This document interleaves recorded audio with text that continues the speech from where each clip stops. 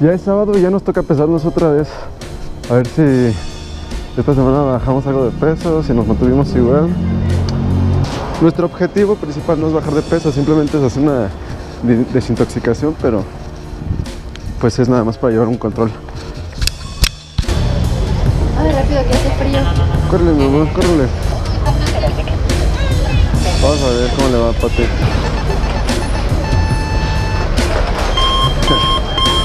No, A ver cómo me va. es igual. ¿Cuánto pesé? 70.3. Ahorita voy a checar cuánto pesé la vez pasada.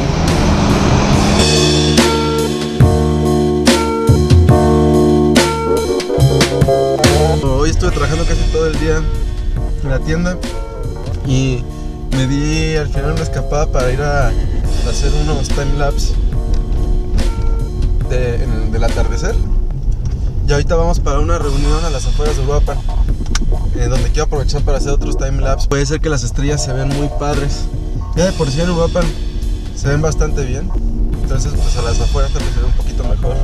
La fiesta a la que vamos a ir es de un cumpleaños y de regalo le voy a llevar a Leo, el cumpleañero, una hidromiel de las que hemos estado haciendo con René. Está particularmente fuerte, tiene, me parece que 8 grados de alcohol, entonces está bastante potente. Para toda la fiesta. Ya estamos aquí en la fiesta. Ya desde hace rato te dejé haciéndose el timelapse. Ahorita no se va a ver si lo muestro porque está no hay nada de luz. Hicieron una fogata para la fiesta y bueno, estamos tomando calor de ahí porque está haciendo mucho frío, entonces sin la fogata no podríamos estar aquí afuera. El cielo la verdad es que se ve súper estrellado. La cámara del celular no creo que se alcance a apreciar, pero se ve padrísimo.